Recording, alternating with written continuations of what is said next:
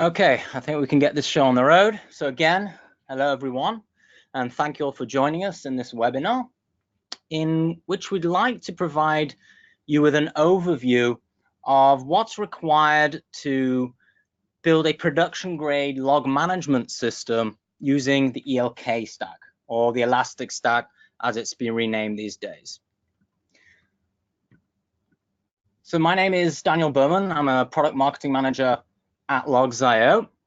And what we're going to go over in the following 30 minutes or so is first what the ELK Stack actually is and what we can use it for. We're going to go over some of the benefits of using the ELK Stack versus other proprietary solutions available in the market. We'll take a look at some of the key requirements that you'll need to plan for when building your ELK Stack at scale. And then we're going to go over some of the common pitfalls or problems that you might encounter along the way and some best practices or methodologies in overcoming these issues. We will have a few minutes at the end of the webinar for questions. So if something pops up during the webinar, just type it down in the webinar chat and I'll do my best to answer these questions, time permitting. Okay, so let's get started. And we're going to start with the basics, and I apologize to those of you who are well versed in the ins and outs of the stack, but what exactly is the ELK stack? So ELK, of course, is an acronym standing for the three main building blocks comprising the stack. So the E stands for Elasticsearch, which is the heart of the stack. Initially released in 2010, Elasticsearch is a full-text search and analysis engine based on Apache Lucene and completely open source, of course. It's categorized as a NoSQL database, which means that it stores data in an unstructured way, and you can't use regular SQL to query the data stored in it unless you're using the new SQL plugin, of course. But unlike most NoSQL databases, Elasticsearch does have a strong focus on search. In fact, it was initially designed for that. And so much so that the easiest way to actually get data from Elasticsearch to query it is to use an extensive REST API. And this REST API is probably one of the reasons why Elasticsearch is so popular. It was designed to be scalable, fast, and boasts pretty impressive performance results, even when storing and searching and querying across millions of documents. The L in ELK stands for Logstash. You can think of Logstash as the stack's workhorse, so to speak. It takes care of aggregating the data from the different data sources, processing that data, then sending it on down the pipeline, usually to be directly indexed in Elasticsearch, but it might go through another layer, and we'll talk more about implementing some kind of buffering later on in the webinar. So the role Logstash plays in the stack is pretty important because it allows you to filter the data, massage it, shape it so it's much easier to analyze down the road. The K in ELK, of course, is Cubana, the stack's pretty face. That's what it allows you to actually query the data and build those beautiful visualizations and dashboards that we all like to take a look at. And we can't talk about the ELK stack without talking about a relatively recent addition to the stack. And these are, of course, the beats. And this relatively new addition in the stack is actually the reason why ELK is no longer being referred to as the ELK stack, but as the Elastic Stack, simply because the letter B for beats doesn't fit in nicely with ELK. But beats are actually a family of data shippers that we can install as lightweight agents on our edge hosts in our architecture.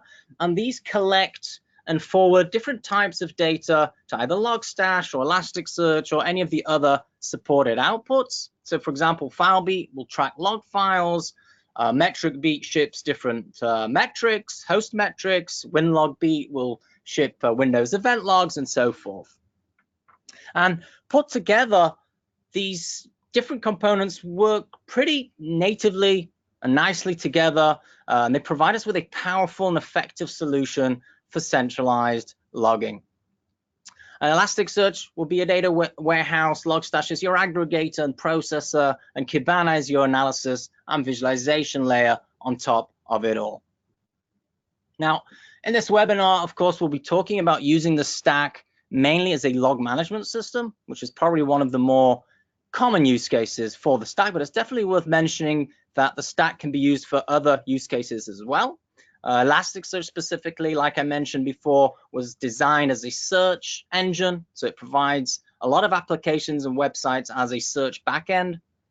And the stack can also be combined with a lot of open source platforms for security analytics. So you'll see a lot of the open source host and network intrusion detection systems actually based on the ELK stack on the back end, simply because the stack provides such a great platform for aggregating and indexing logs, which are the base or the main resource you're going to use for security analytics. And the list goes on. You can use it for IoT, BI, etc. We all know that open sourced software is the go-to option by a lot of engineering teams all over the world, and log management is definitely no exception to that rule. So there are, of course, plenty of proprietary log management tools out there. Splunk, the company that practically invented the term centralized logging, self-claims about 15,000 companies using it. But when you compare that stat with the amount of organizations or teams using the ELK stack, it's a drop in the sea. And to understand just how popular the stack is, some interesting stats here for you guys. So the different components in the stack have been downloaded over 100 million times since 2005. Probably more interesting is the fact that Elasticsearch is one of the most downloaded open source platforms out there, second only to the Linux kernel. And we're talking about over 10 million pulls on the Docker Hub. So impressive stats, definitely, by any account. So what exactly explains this popularity? Why is the stack the go-to option for so many organizations out there looking to implement log management systems, and compared to proprietary solutions in the market? Well, an obvious reason, of course, is that the ELK stack is open source. So all the reasons we like to use open source, it's free, helps us avoid vendor lock-in. There's a large community backing it and behind driving new innovation, new features, and all of these are definitely good enough reasons. The stack is also relatively easy to get started with. Anyone can get it up and running with just one Docker compose command, for example. What happens down the road when your data grows, when your pipelines get more complicated, is another story, and we'll see why soon. But definitely to get that initial pipeline of data into the stack is pretty straightforward. And Cubana's analysis capabilities, together with Elasticsearch's REST API, really give us a great analytics platform to slice and dice the data in any way we like. And Elasticsearch, if we design it and use it correctly, like I mentioned before, performs pretty well even when performing searches across a lot of data. So the different components in the ELK stack were designed to interact and play nicely with each other without too much extra configuration on your part. So say for a smallish environment, say testing or development purposes, what a classic ELK architecture will look like is as follows. So to collect the data from the different data sources, could be servers, could be containers, could be applications, you'll be using any one of those beats that we mentioned before.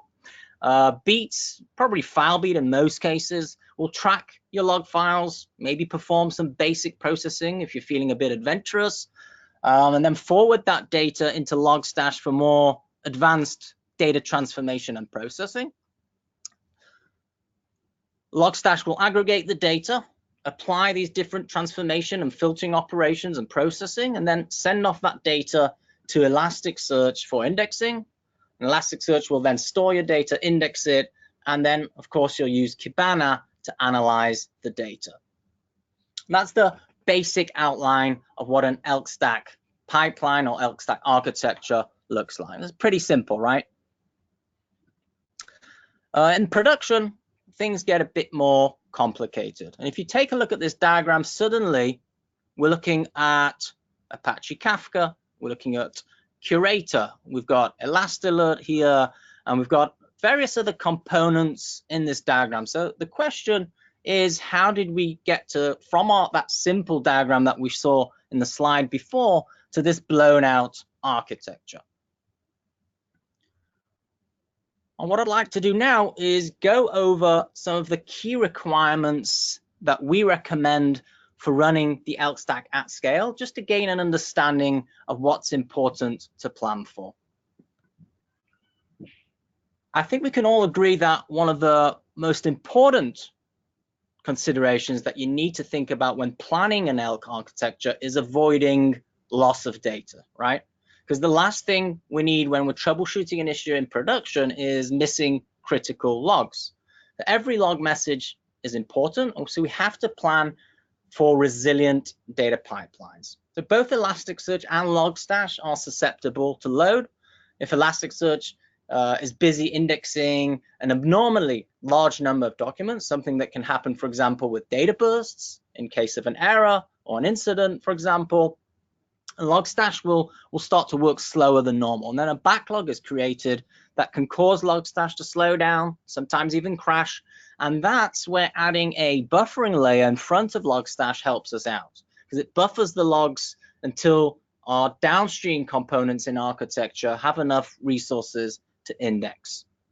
And Kafka, of course, is the most common solution that we've seen used in this context, but also Redis and RabbitMQ are used.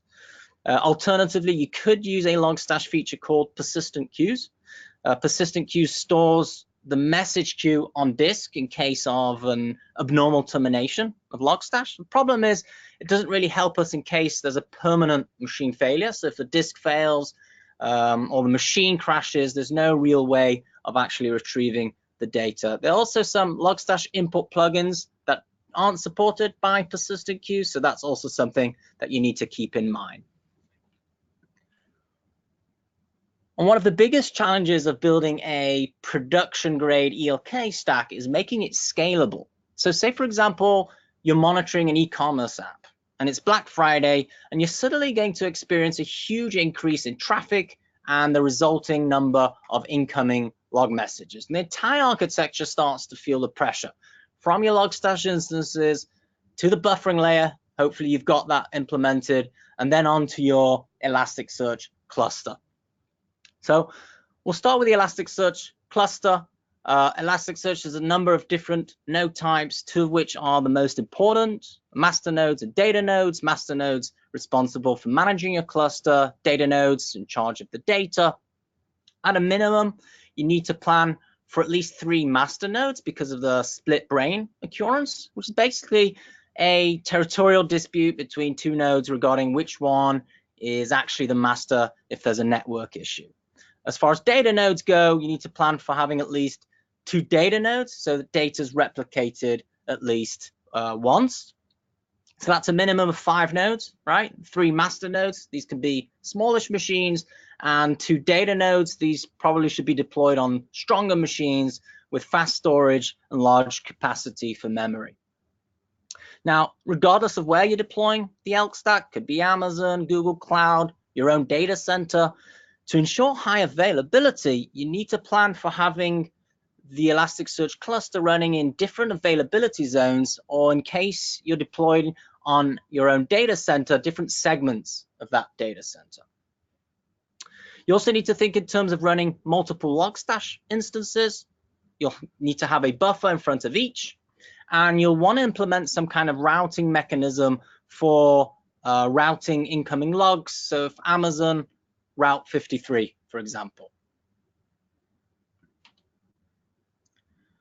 Logs contain, of course, a lot of sensitive information. It's really important that we protect our Elasticsearch clusters. Not a week goes by where we don't hear about another Elasticsearch cluster getting breached or hacked. Last year, you might remember, thousands of insecure Elasticsearch clusters were hacked by a ransomware attack. Unpleasant, definitely, but the good news is that there's some really good options to deploy basic security in the stack. So first of all, you can change default ports. You can bind Elasticsearch to a secure or private IP. You could install Nginx as a reverse proxy in front of Cubana, and this gives you the option to implement basic HTTP authentication or even LDAP and encrypt communication with SSL and TLS.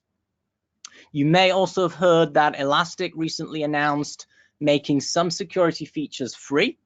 This includes encryption, role-based access, I think authentication as well. But more advanced security configurations, such as LDAP or Active Directory support, SSO, etc. These aren't available out of the box. And you'll also want to keep in mind that, yes, these features are free of charge. They're not completely open source. They're licensed under a separate Elastic license. Another option worth mentioning is SearchGuard. SearchGuard also provides a free security plugin for the stack, including role-based access and SSL TLS encryption. And also in this context, it's worth mentioning Amazon's new open distro for Elasticsearch that also comes built in with an open source security plugin with similar capabilities to the ones offered by SearchGuard. Data retention. So how long do you want to retain data for? For some organizations, especially the larger ones, this is a question that will result in a lot of cost and money. And the answer is going to vary wildly from company to company, from organization to company. You might need to retain data for compliance. You might need to back up your data. You might want to think of long-term trend analysis. So either way, it's a big challenge, especially in larger clusters, especially because down the road, Elasticsearch indices tend to quickly grow in size, and this can become quite a resource and architectural challenge. Now, regardless of your motive, and depending on how long you actually want to retain your data for, you need to have a process set up that will automatically take care of old indices. Otherwise, you're simply going to be left with too much data, and your Elasticsearch cluster will actually eventually crash, resulting in data loss, something that we said we have to avoid at any cost. So to prevent this from happening, you can use Elasticsearch Curator to delete indices. You can set up a cron job that automatically spawns up Curator with the relevant parameters to delete old indices, ultimately ensuring that you don't end up holding too much data. Another useful tool is Elastic Dump. Elastic Dump can back up, restore, and reindex data based on Elasticsearch queries.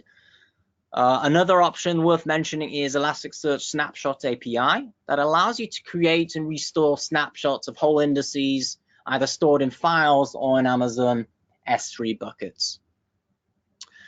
Recent versions of Elasticsearch also include a feature called Index Lifecycle Management, and this helps with some of this pain because it allows us to index in different phases with different policies like hot and warm and delete phases. It's a pretty new feature, and it's also licensed under Elastic's basic license, but definitely worth mentioning in this context.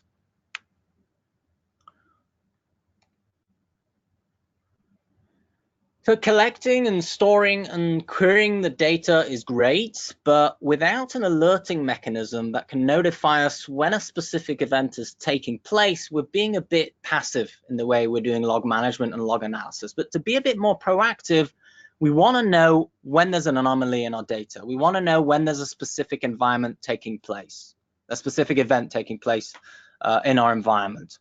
And a common open source option for alerting is ElastAlert. ElastAlert's developed by the guys at Yelp.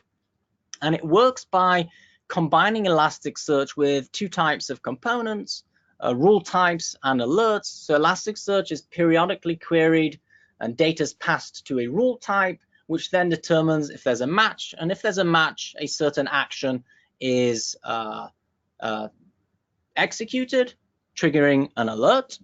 Another open source option for alerting is Sentinel by the folks at Siren Solutions, which also adds alerting and reporting capabilities to the stack and helps us monitor our system and then notify us in case of any changes in our data series. Again, Amazon's open distro for Elasticsearch also bundles an open source alerting plugin, again allowing us to send or trigger an alert when an Elasticsearch index meets specific threshold and conditions that we've defined. There are other open source and also paid alerting plugins for the ELK stack, but remember that each of these solutions or tools needs to be deployed, configured, and maintained, of course, down the road.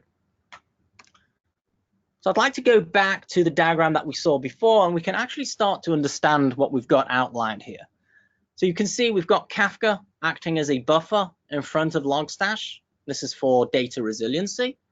We're using Elasticsearch clusters, and you'll see each one with 3 master nodes and 2 data nodes like we recommended before. We're using Elasticsearch Curator to delete old indices, and we're archiving to an S3 bucket. We've installed ElastAlert for alerting, and we're deploying Nginx to act as a reverse proxy. This adds authentication and authorization. And of course, we've replicated the architecture across 2 availability zones on Amazon to ensure high availability. Now, of course, this is just a recommendation based on those key requirements that we just outlined before. Every organization is different, and so every ELK stack is going to look different from one another. What I'd like to do now is actually provide some kind of checklist outlining these requirements, the basic components that we need to implement when building, or at least planning to build, an ELK stack at scale. So like we said, we want to build resilient data pipelines because we can't afford to lose data. We want to make sure our architecture is scalable with high availability, and this is to support our business growth, our data growth, and also to make sure that we don't cave under data bursts. Of course, we want to make sure that our data is secure. So we want to think about adding authentication and encryption to our architecture. So we talked about Logstash, and the more accurately our data is parsed, it's going to be easier to analyze down the road. So we want to make sure we've applied the right processing in Logstash. We talked about data retention as well and archiving. So depending on our needs, we want to think about long-term retention. For troubleshooting, a few days might be enough, but for other use cases, we're going to want to make sure that we have enough resources in our stack for extended retention periods. We want to think about implementing automatic processes to take care of old indices and for taking care of archiving and backups of our data. We want to think about implementing alerting on top of Elasticsearch and Cubana to be a bit more proactive in the way we do log management. And last but not least, we need to monitor whatever we can, whatever metric that can help us gauge on our performance of our stack. So ingestion rates, lags in Kafka, the state of our Elasticsearch cluster, indices, Logstash performance. All of these are a must to make sure that our stack is performing as expected, and that our pipelines are pumping in logs at the expected rate with resilient data pipelines. So what we've seen until now is an overview of what we recommend is required to deploy the ELK stack at scale. And this has taken a lot from our own experience at Logz.io. And what we'd like to do in this last part of the webinar is go over some common mistakes or common issues or pitfalls, if you like, that we need to think about and some ways of overcoming them. And we referred to some of them before, but let's go into a bit more detail now. We'll start with Elasticsearch. We already talked about cluster size, and if you remember, we recommended 2 data nodes at least, 3 master nodes to avoid the split brain scenario and for a more stable cluster. Now, once your data grows and you find that your data nodes are starting to feel some pressure, you might want to think about using coordinator nodes to balance the load. And when that cluster reaches a very, very large size, say in the hundreds of nodes even, it becomes quite a headache or a challenge to manage. Then you want to start thinking about splitting up your clusters into more smaller, more manageable units per use case. We talked a bit about this before, but a lot of performance issues in Elasticsearch can be traced to how indices and shards are designed in the cluster. And this topic is actually probably definitely warrants a separate webinar unto itself, but still, as a rule of thumb, you want to try and avoid large shards because this will definitely affect how well a cluster recovers in case of a failure. There's no fixed limit on how large shards should be, but 30 to 80 gigabytes is the quoted ballpark for most use cases. You also don't want to have too many indices and shards in a cluster. This also has an effect on your performance. As a rule of thumb, again, you want to try and simulate the actual use case. So set up a development environment, boot up your nodes, fill them up with real documents, and try and push them until the shard breaks. You want to closely monitor heap usage on the master nodes to make sure they're sized appropriately. And if you have made a mistake, don't worry, you can always increase the number of shards, reduce them using Shrink API. As you might or might not know, Elasticsearch maps fields automatically, but sometimes it's not exactly efficient. Sometimes data undergoes changes, right? Elasticsearch will index a field initially as an integer, for example, and then later on that field changes to a real number, and the result of mapping conflicts, and then you need to start thinking about reindexing data. Now, you could use Elasticsearch dynamic templates to instruct Elasticsearch how to treat specific fields and how to handle mapping errors. Another best practice that we've seen is to take a gradual approach. Index a few documents, allow Elasticsearch to guess the field type, and then grab the mapping that's created and make the changes without leaving too much up to chance. All right, moving up to Logstash. Logstash, again, plays a really important role in your pipeline, but still it's one of the main pain points in handling the stack. And one of the reasons is configuration. You've got hundreds of different plugins, each with their own options and different syntax instructions. You've got differently located configuration files. You've got files that become really complex to handle. And these are just some of the reasons why configuring Logstash is such a challenge. So as a rule of thumb, again, try and keep it simple. Keep your Logstash configuration file as simple as possible. Something that we've seen is users tend to use too many plugins, even if they're not necessary. So try and use only the plugins you're sure you need. And the size of your Logstash configuration file or how complicated it is also affects performance. So keep that in mind. Like with Elasticsearch, it's always good to test configurations in a development or a sandboxed environment. You can use some online tools like the Grok debugger to test specific filters in development before applying in production. Now, Logstash runs on JVM, consumes a lot of resources in doing that. The good news is that this specific pane performance has improved in recent versions, especially with a new execution engine that was introduced in Logstash version 7. As a best practice, you can outsource some of the processing to either FileBeat or Elasticsearch ingest nodes.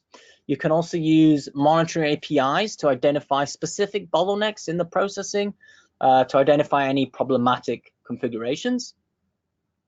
Logstash can also start to be a bit sluggish in case of limited system resources or a bad configuration file or logs that suddenly are not suiting your original configuration. So you need to closely monitor some key system metrics to make sure Logstash is performing properly, like CPU, memory, JVM heap. And you want to be ready to fine-tune your system configurations, like raising your JVM heap size and raising the number of pipeline workers. These are just examples. Onto Cubana. Like we said, Cubana is the UI for analyzing the data that's indexed and stored in Elasticsearch. It's a super useful UI, but still it's only a UI, and as such, how Cubana and Elasticsearch communicate with each other will affect how successful you are in analyzing and visualizing your data. And it's really easy to miss some really basic steps to make sure the two are communicating with each other. So you want to make sure that ports and servers are configured correctly. If you've got no data indexed in Elasticsearch to start with, or you haven't defined the correct index pattern in Cubana, then there's not much you can do. So make sure that your pipelines are performing properly, meaning data is actually being indexed in Elasticsearch, and that's easy to verify by curling Elasticsearch. And then make sure that you've defined the index pattern in Cubana properly. So querying Elasticsearch from Cubana is an art. There's so many different ways of querying Elasticsearch. Some queries can be a bit more problematic than others. So you want to make sure you're not executing any of those problematic queries to start with. And there's a lot of information on our blog about this. So you're more than welcome to visit the blog and read up on these problematic queries before you make any problematic queries in Cubana. Also, I'd like to mention that there are some specific settings in Cubana, advanced settings that you don't want to touch. So don't play around with anything that you shouldn't be playing around to start with. And this will make sure that you don't have any issues that you don't expect.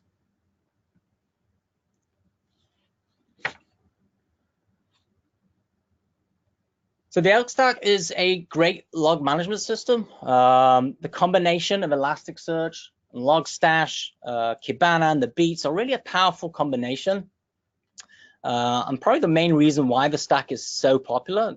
Today, it's probably the world's most popular open source log analytics platform in the world. But like I explained, deploying a production grade ELK Stack really involves a lot of components, a lot of key requirements that you must take into account. And if added up, they're quite an engineering challenge, even for a very experienced team. It doesn't mean it can't be done. Of course, it can be done. It just means you need to plan carefully, design the stack properly, and take all of these factors into consideration. Before we turn to questions, just a list of a few resources that will help you on your ELK journey. So our blog contains a lot of super useful information about the ELK Stack. It's updated on a regular basis, and it contains a lot of details on new features in the stack and how to use them.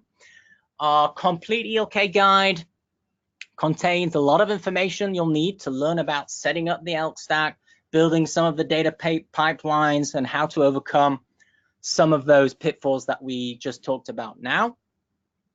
And of course, we've got to mention Elastic's documentation, contains a lot of useful technical data, of course, about installing the different components in the stack and operating them.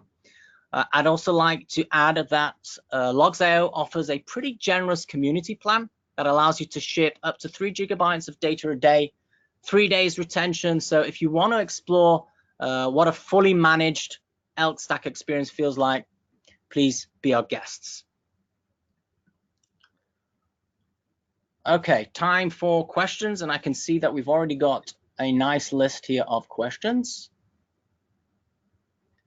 And I will try to answer most of them, but we're a bit limited for time. So starting with the first question, how long would you estimate it would take to set up the architecture you showed? So I assume you're referring to the blown out architecture, not the simple one, which is a bit more easier to set up, of course.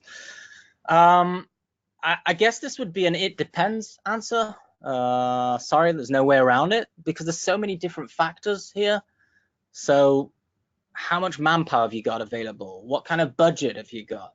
How much data are you shipping? What kind of data? We're talking just about logs, we're talking about metrics, maybe we're talking about both data types. How long do you need to retain your data for, etc. So usually what we've seen is that companies will start out with a really basic deployment and then gradually and slowly scale that out. And setting up, and we mentioned this before, setting up that initial deployment is really easy. It can be a matter of a day or two, maybe a bit more. But again, when your business grows, start to adding more services, your data pipelines get a bit more complex, and then you're going to start to think about adding more and more components to the stack. And then this could be quite a challenge. It could take a couple of months, perhaps even longer. So I'm sorry, but it depends. It's going to have to be, that's going to have to be my answer to that question. Okay, next, what's the recommended way of installing the ELK Stack? Can we Dockerize it? You can definitely, you can definitely Dockerize the entire stack. You can even use Kubernetes to manage it and orchestrate it, but that might add another level of complexity that you don't want. I think the most common deployment method that I've seen is probably on Amazon EC2 instances, and I guess that's for all the obvious reasons. Scaling up out the stack, providing on-demand resources, pay-as-you-go model, etc. Okay, another question. How do I know how many indices and shards I need? Okay, so I'm sorry if I wasn't clear before. I tried to talk about this during the webinar.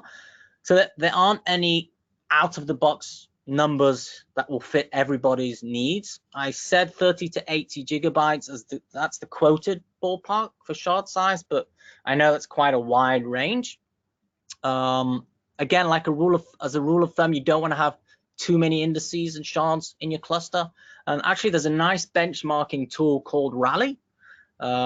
It's actually used by the folks at Elastic. They use it to test or benchmark Elasticsearch builds, and you can actually use that to test load and performance. So I think the only way to find that right balance for your needs is testing, benchmarking and testing.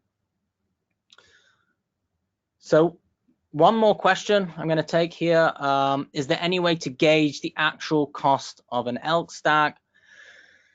I suppose there's no easy way to calculate this. So unfortunately, this is going to be another it depends answer. So what I recommend doing is try and design your architecture in advance. Try to map out what components you want to include. Do you want to use a buffering layer? Okay. Do you want to deploy Kafka? Do you want to ensure high availability? Do you want to add alerting into the mix, etc.? And then you can try and quantify the actual engineering hours that you estimate you'll need to set up these components. Then you also want to think about trying estimating the infrastructure costs. So how many instances you'll need, what type of instances, how much memory, what type of storage, etc. So I guess this cost estimation is probably a project in itself, but I'm afraid that's the best answer I can provide. Okay, we're gonna have to wrap this up now. Again, I apologize for not answering all the questions. I know there were quite a few, but we're a bit tight for time. We do have a record of these questions, so we'll try and get back to these offline and get back to you with some answers. Next webinar in this series is taking place on the 10th of July. We'll be covering one of the elements that we talked about today, and that is alerting, how to get notified in real time when critical events are taking place in your environment. So I'd like to thank you again for joining us, and hopefully we will see you in our next webinar. Thanks.